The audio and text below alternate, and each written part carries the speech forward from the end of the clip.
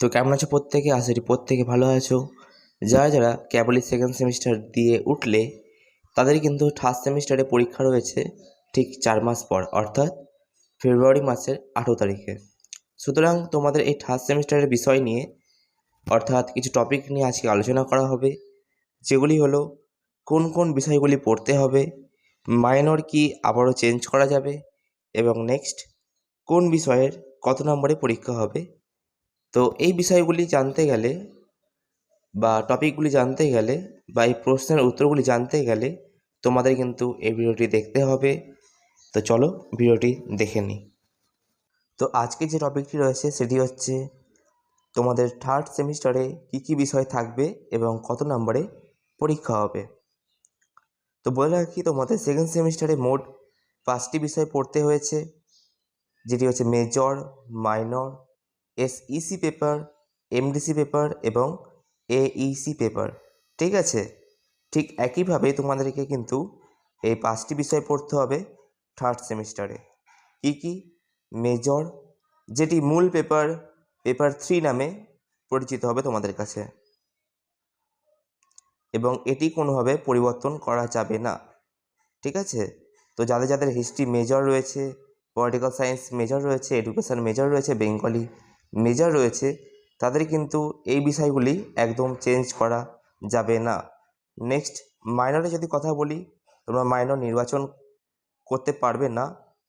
তোমাদের যদি নির্বাচন করতে হতো তোমাদের কিন্তু ফার্স্ট সেমিস্টার কিংবা সেকেন্ড সেমিস্টারে তোমরা কিন্তু সেটি পরিবর্তন করতে পারতে। এখানে কম্পিউটার টাইপিং মিস্টেকের জন্য এখানে এটি পরিবর্তন করা যাবে, এটি লেখা হয়েছে। কিন্তু বলে রাখি প্রত্যেককে যে মাইনর কিন্তু তোমাদেরকে আর চেঞ্জ করা যাবে না। যদি চেঞ্জ করতে হয় তাহলে তোমাদের নিজস্ব কলেজের সাথে কথা বলতে পারো, কিন্তু আমার মনে হয় না তোমাদের মাইনর কোনোভাবে চেঞ্জ হবে। নেক্সট পয়েন্ট হচ্ছে তোমাদের প্রত্যেককে ফার্স্ট সেমিস্টারে মাইনর 1 যে সাবজেক্টটি ছিল, অর্থাৎ Bengali, education, political science, history, তোমাদের কিন্তু সেই সাবজেক্টটি কিন্তু পড়তে হবে। তোমাদের থার্ড সেমিস্টারে মাইনর 1 সেটি রয়েছে। নেক্সট এসই পেপারে যদি কথা বলি, মূল বিষয়ের অন্য একটি পেপার, পেপার 3 নামে পরিচিত হবে তোমাদের কাছে, এবং এটি পরিবর্তন করা যাবে না। ঠিক আছে, নেক্সট এমডিসি যদি কথা বলি, সেকেন্ড সেমিস্টারে যেটি এমডিসি হিসাবে নিয়েছিলে সেটি বাদে অন্য এমডিসি সাবজেক্ট অর্থাৎ বিষয় বেছে নিতে হবে তোমাদেরকে। অর্থাৎ কোন এমডিসি বেছে নিতে হবে তোমাদেরকে সেটা কিন্তু তোমাদের নিজস্ব কলেজ জানিয়ে দেবে। ভিএসি তোমাদের সেকেন্ড সেমিস্টারে যেটা এইসি বলেছিল সেটা তোমাদের ভিএসি বলে থাকবে, অর্থাৎ ভ্যালু অ্যাডেড কোর্স। প্রত্যেককে সাবজেক্টে কিন্তু পড়তে হবে, এটা বাধ্যতামূলক। ঠিক আছে, এটা কল্যাণ থেকে এখনও নোটিফিকেশান দেওয়া হয়নি যে কোন বিষয়ের ওপর এই পেপারটি রয়েছে, কিন্তু আশা করি কদিনের মধ্যে তোমাদেরকে এই বিষয়ের সমস্ত ডিটেলস জানিয়ে দেওয়া হবে। নেক্সট তোমাদের বলি, এই 5টি বিষয়ের নাম্বার বিভাজন। মেজর, মোট লিখিত নাম্বার হচ্ছে 60, অর্থাৎ তোমাদের যে পরীক্ষা হবে সেটার মোট নাম্বার হবে 60, এবং 2 মার্কের 15টি প্রশ্ন থাকবে, 10টি করতে হবে, এবং 5 মার্কের 6টি প্রশ্ন থাকবে, 4টি করতে হবে। 10 মার্কের 4টি প্রশ্ন থাকবে, 2টি করতে হবে।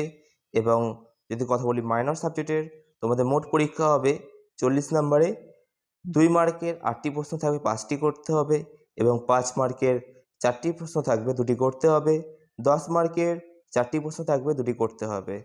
এবং এসইসি পেপারে যদি কথা বলি, মোট লিখিত পরীক্ষার নাম্বার হচ্ছে 35, 1 মার্কের 8টি প্রশ্ন থাকবে, 5টি করতে হবে, এবং 5 মার্কের 4টি প্রশ্ন থাকবে, 2টি করতে হবে, এবং 10 মার্কের 4টি প্রশ্ন থাকবে, 2টি করতে হবে।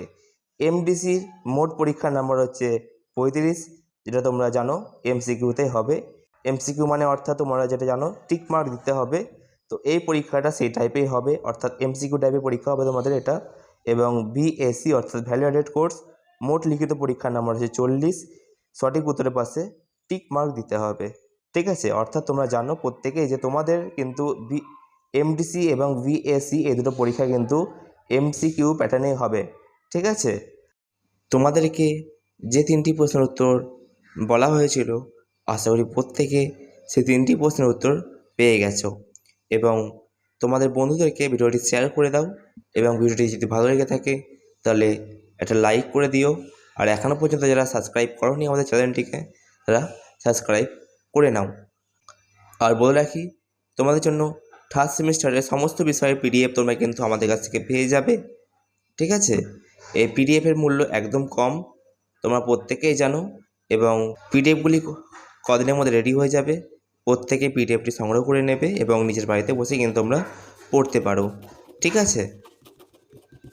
আজকের জন্য এইটুকুনি, দেখা হচ্ছে নেক্সট ভিডিওতে। বাই।